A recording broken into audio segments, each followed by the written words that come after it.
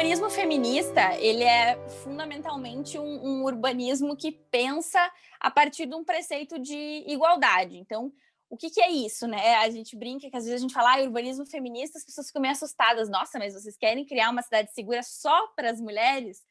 Claro que não, né? A gente quer justamente criar uma cidade segura para todo mundo. O conceito de urbanismo feminista, ele vem da ideia de que as cidades, os espaços urbanos, eles foram historicamente criados por homens e para homens.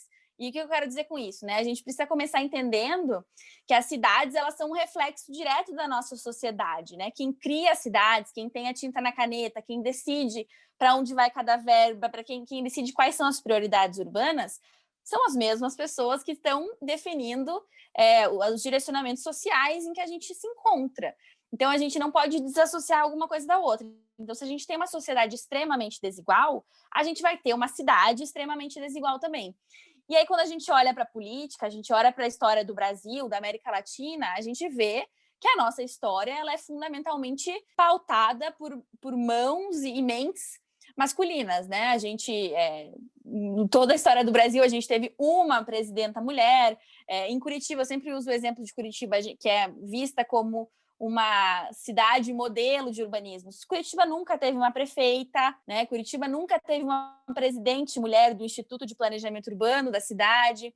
Então, a gente começa a observar como que essas decisões urbanas foram sendo tomadas e a gente percebe que elas foram sendo tomadas por homens, né? Homens brancos de classe média alta, desde sempre. Classe média, eu estou sendo generosa ainda, né? Classe alta, desde sempre. Moradores dos centros urbanos, com uma visão extremamente limitada da vivência urbana.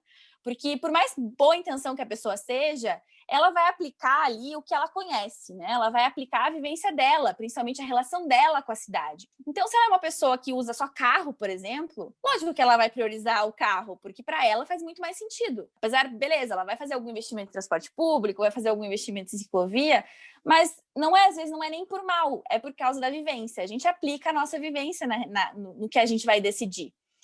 Isso em tudo, né? Não só no urbanismo, mas em qualquer frente da nossa vida.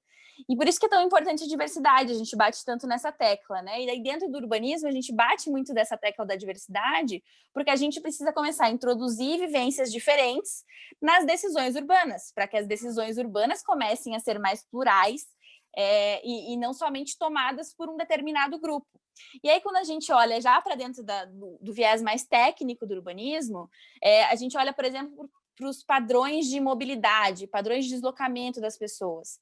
As mulheres, elas têm um padrão de deslocamento que a gente chama deslocamento em zigue-zague, né, ou deslocamento poligonal. As mulheres, elas fazem pequenos trechos, porque a mulher vai de casa para o trabalho, do trabalho para a escola, da escola para o mercado, do mercado para a farmácia, daí vai levar os filhos no médico, volta para casa. Então, ele é um trajeto muito em zigue-zague. Enquanto o trajeto masculino, ele é fundamentalmente um trajeto linear. Né? Os homens, em linhas gerais, lógico que com suas exceções, vão do ponto A ao ponto B. E quando quer de casa ao trabalho.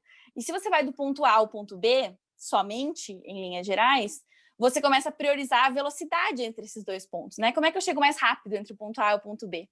E aí que a gente vê, né, a construção urbana pautada num urbanismo de velocidade, né? Grandes vias, né? O que está no meio entre o ponto A e o B não importa muito, não importa os zigue-zagues que estão sendo feitos entre essa linha linear, se a pessoa que está decidindo, se a pessoa que está tomando a decisão está preocupada com esse aspecto mais macro.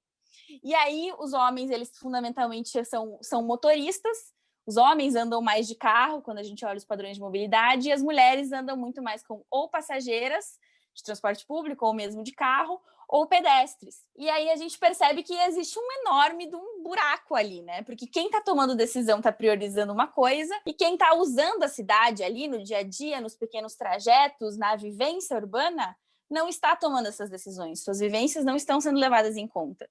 E aí a gente contrapõe, então, com um urbanismo feminista, né, que na verdade a grande intenção deste movimento, né, chamado, que a gente chama de urbanismo feminista, é justamente começar a colocar a vivência da mulher com relação à cidade dentro da discussão. Então não é dizer que a nossa vivência é a única e mais importante, muito pelo contrário, é insistir que a nossa vivência deve ser levada em conta. E é muito importante pontuar que dentro dessa vivência de mulheres existe um mundo inteiro, né? Porque dentro do grupo mulheres nós somos muito diferentes entre nós. Aí tem divisões de raça, de classe, de território, várias questões, né? De mulheres que têm filhos, mulheres que não têm filhos, todas por causa da idade também, às vezes esses padrões de deslocamento são muito diferentes. Então, tudo isso deve ser considerado. Então, quando a gente fala em urbanismo feminista, ele é, na verdade, um urbanismo que considera o nosso ponto de vista, que coloca a nossa vivência na mesa de discussão e não uma coisa etérea, abstrata, paralela. Não, as mulheres, a sua relação com a cidade começa a ser colocada dentro da discussão e com profundidade, não só de um jeito superficial, mas sim transversal em todas as pautas, né? A gente não pode falar sobre cidade e gênero como duas coisas separadas, ou cidade, vamos falar só sobre cidade e mobilidade e não considerar o recorte de gênero. Isso não existe. Cidade e habitação e não considerar o recorte de gênero. Não faz sentido. Quando a gente fala do urbanismo feminista, a gente fala desse urbanismo para pessoas, né? Considerando justamente a nossa vivência também dentro das nossas diferenças como mulheres e considerando todas esses recortes e necessidades.